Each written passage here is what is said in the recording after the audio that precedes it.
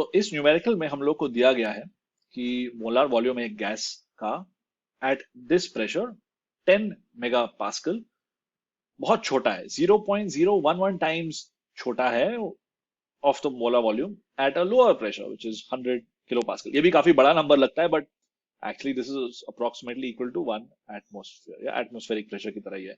और temperature same है, 27 degree Celsius दोनों में है।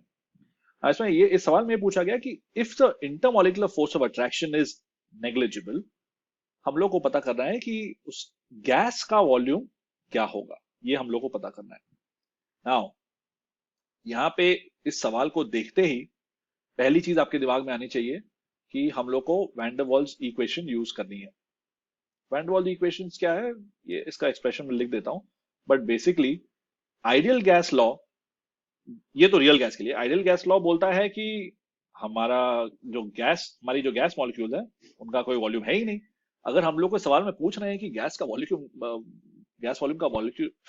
मॉलिक्यूल का वॉल्यूम निकालना है, तब उसका तो यही मतलब हुआ ना कि हम लोग को इस इक्वेशन यूज करना है and not the ideal gas law. ये सबसे जरूरी चीज है to start off it. And the intermolecular force of attraction negligible का मतलब है कि right away a is equal to 0, जिसका ये मतलब है कि ये पूरा टर्म यहाँ पे हट गया। अगर आपको ये याद है तो बहुत अच्छी बात है, अगर याद नहीं है तब भी एक आसान तरीका है इसको इंटरनलाइज करने का।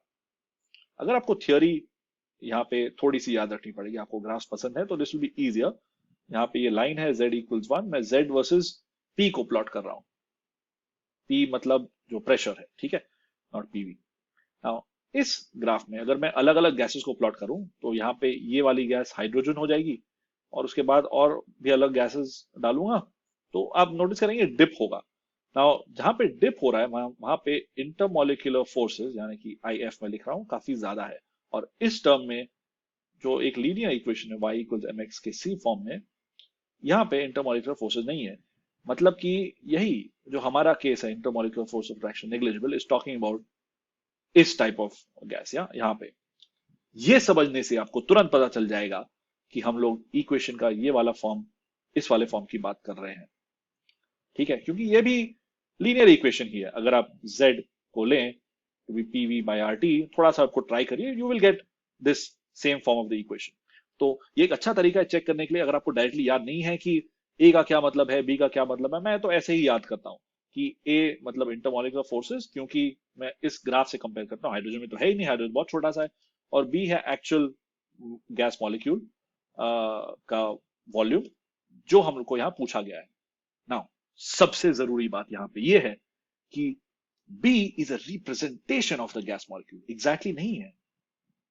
B की यूनिट्स क्या होती हैं, थोड़ा और बेसिक्स पे जाते हैं। B की यूनिट्स होंगी लीटर पर मोल या फिर मीटर क्यूब पर मोल, ऐसा ही सिस्टम है, राइट।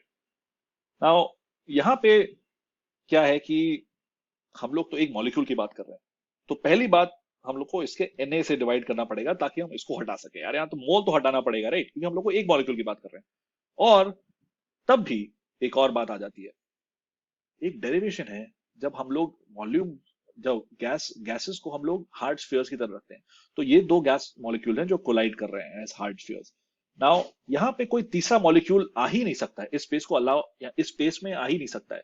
तो इसलिए बी को हम लोग एक्सक्लूडेड वॉल्यूम बोलते हैं, ठीक है।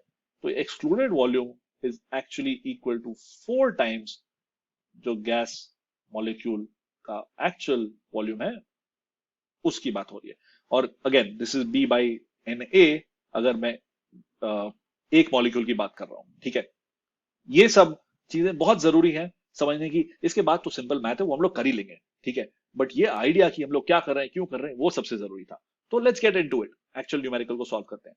यहाँ पे जो चीजें बताई गई थी सवाल में वो मैंने लिख दिया है यहाँ पे, कि इनिशियल प्रेशर ये था, इनिशियल वॉल्यूम काफी छोटा था फाइनल वॉल्यूम से, क्योंकि फाइनल प्रेशर लोअर था। और यहाँ पे सबसे जरूरी चीज है कि प्लीज आप इसको इंटरचेंज मत करिएगा, ठीक है। अगर आपने इसको उल्टा लिख दिया ना कि यहाँ पे सेकेंड टाइम जो वॉल्यूम कम होता है तो गड़बड़ हो जाएगी। तो याद करने का तरीका आसान है कि अगर प्रेशर ज्यादा है तो वॉल्यूम कम होगा।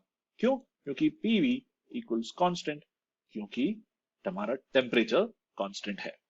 ये एक छोटी सी बात है पर बहुत जरूरी है, इसके बिना तो आगे बढ़ना बहुत मुश्किल होगा, ठीक है। तो ये याद रखिएगा कि हमने यहाँ पे सेटअप किया है। इसके बाद हम लोग कुछ इक्वेशन सेटअप करेंगे और उसके we need to make sure कि number of equations are equal to the number of variables, वो हम लोग वहीं पे यहाँ कर रहे हैं, तभी हम उसको सॉल्व कर सकते हैं मैथमेटिकली, राइट। सो मैंने वैन डर वाल्स इक्वेशन फिर से यहाँ लिखी है, ये पूरा टर्म 0 हो जाएगा क्योंकि इंटरमोलिकुलर फोर्सेस नेग्लिजिबल है। मोलर वॉल्यूम की बात हो रही है, n=1, तो ये हमारी इक्वेशन बन गई यहाँ पे, और क्योंकि दो स्टेट्स है तो वहां से यहाँ से दो इक्वेशन बन गई, और हमारे पास रिलेशनशिप भी है v1 और v2 के बीच में, तो 3 वेरिएबल और 3 इक्वेशन। तो यहाँ से पहले हम क्या करेंगे कि देखते हैं थोड़ा सा आगे पीछे करके, मे बी हम लोग इन इक्वेशन, इन दोनों में से b एलिमिनेट कर सकते हैं, एंड देन उसके बाद से v1 v2 पता करके फिर b भी निकाल सकते हैं। तो let's do that, let's do that. ओ हाँ, सबसे जरूरी चीज फाइनल जो हम लोग को निकालना है, गैस मॉलिक्यूल का वॉल्यूम, वो इस एक्सप्रेशन से दिया जाएगा, क्योंकि b एक्सक्लूडेड वॉल्यूम है और b by na is equal to 4 times v molecule is b by 4 na। फिर से एक क्विक रिकैप, उसके बाद से हमको सब्स्टिट्यूशन करना है। मैंने जैसे बताया था, हम लोग b को एलिमिनेट कर रहे हैं इन दोनों इक्वेशन से, हमने यहाँ पे उसको इक्वेट कर दिया, एंड देन वी हैव ये तीसरा वाला रिलेशनशिप यूज किया है to get one equation one variable. हम लोग को P1 P2 तो मालूम ही है, टेम्परेचर भी मालूम है, ये 300 केल्विन है क्योंकि 27 डिग्री सेल्सियस सेम है 300 केल्विन। और उसके बाद हम लोग V2 की वैल्यू यहाँ से निकाल लेते हैं। आप चाहे तो इसको नंबर डाल दें या फिर इस बड़े नंबर को अलग रख सकते हैं, ये भी कर सकते हैं, मैं बताऊंगा क्यों। ऑल्सो R मैंने यहाँ पे 25/3 जूल पर मोल केल्विन ये अप्रोक्सीमेशन किया है, अप्रोक्सीमेटली सेम ही 8.314 में। और अगर आपके पास वो लिटर एटमोस्फियर पर मोल केल्विन की यूनिट्स हैं तब भी चलेगा, वहां के लिए भी एक अच्छा सा अप्रोक्सीमेशन है, तो आप 1/12 यूज करिए, ठीक है। ये काफी क्लोज है इस वैल्यू से जो एक्चुअल वैल्यू है। नाउ अगेन मैं हमेशा बोलता हूँ कि सब्स्टिट्यूशन एंड में करिए ताकि कोई गलती ना हो। ये सिंपल था तो मैंने डाल दिया, बट आप उसको रख भी सकते हैं। आप जब वापस उसमें किसी भी इक्वेशन में डालेंगे तो आपको b की वैल्यू मिलेगी to be this. Now again अभी भी यहाँ पे पर मोल वाला फैक्टर, उसको निकालने के लिए मैं एवोगैड्रो नंबर से डिवाइड कर रहा हूँ। मैंने यहाँ पे भी अप्रोक्सीमेशन लिया है कि एवोगैड्रो नंबर 10^23 है, 6 × 10^23 विच इज ऑल्सो वैलिड। अगर आपके पास कैलकुलेटर है तो आप इसको कर सकते हैं, बिना कैलकुलेटर के ये सबसे आसान तरीका है इसको करने का। एंड हमको जो फाइनली ये वॉल्यूम मिलता है, this is 4 times the v of the individual molecule. ये भी हमने बताया था, ये सबसे जरूरी पार्ट है लास्ट में, यहाँ पे भी छोटी सी गलती हो सकती है। तो एनीवे आंसर हमारा ये है। तो क्विक रिकैप, हम लोगों ने पहले फिगर आउट किया कि we are talking about van der Waals gas का इक्वेशन, a 0 होगा जिससे हमको ये इक्वेशन मिलेगी which is similar to y = mx + c, वो हाइड्रोजन गैस वाली की तरह। उसमें से हमने 3 इक्वेशन 3 वेरिएबल निकाले, पहले हमने v2 निकाला, उसके बाद b को निकाला, और b रिलेटेड है v ऑफ इंडिविजुअल मॉलिक्यूल से, v यहाँ पे, तो यहाँ पे हमको फाइनल आंसर मिलता है जो यहाँ पे हाईलाइटेड है। Oops. Yeah, there you go. That's the answer.